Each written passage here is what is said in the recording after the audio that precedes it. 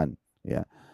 Kecuali satu penyakit, yaitu penyakit pikun atau ketuaan, ya, penyakit tua. Mungkin orang sudah tua sekali, mungkin sudah 90 tahun, 100 tahun mungkin, ya. Ada beberapa orang yang diuji oleh Allah SWT dengan kepikunan sehingga dia lupa namanya, lupa nama anaknya, itu mungkin tidak ada obatnya. Tetapi yang lain semuanya, seberat apapun penyakit tersebut, Allah SWT berikan penyakitnya, pengobatannya.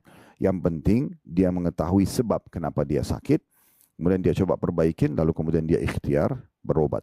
Ini mungkin poin. Poin yang lain tadi saya katakan ada beberapa poin yang perlu kita perhatikan. Islam datang mengajarkan pengobatan yang terbaik. Anda boleh ikhtiar tentunya pengobatan dengan selain pengobatan nabawiyah atau pengobatan dalam atau sesuai dengan ajaran Nabi SAW. Seperti misalnya Anda konsultasi dengan dokter lalu diberikanlah obat misalnya. Selama obat itu tidak mengandung hal yang haram dalam Islam boleh dikonsumsi.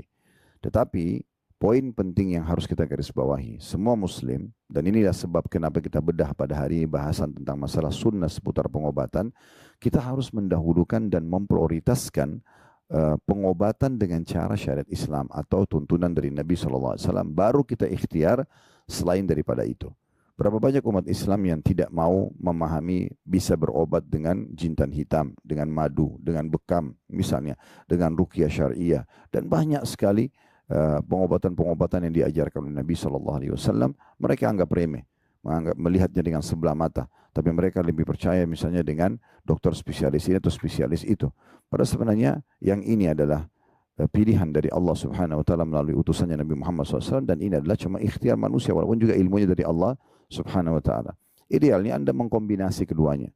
Anda juga berobat dengan cara syar'i, berdoa, ya, kemudian menggunakan beberapa tadi atau beberapa nanti akan kita jelaskan sunnah-sunnah seputar pengobatan, dan juga selain berdoa Anda menggunakan konsumsi yang nanti akan kita bahas insyaAllah sesuai dengan sunnah-sunnah Nabi SAW.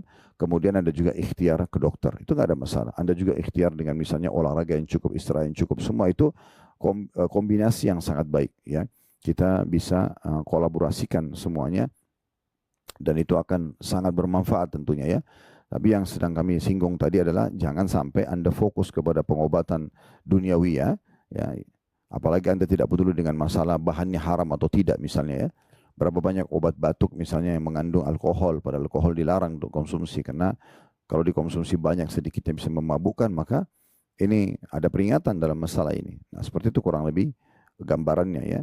Jadi poin ini juga harus diperhatikan, ya. Kemudian juga poin yang tidak kalah penting, bahwasanya perlunya seorang muslim memahami dan menerima takdir Allah Subhanahu Wa Taala di saat dia sedang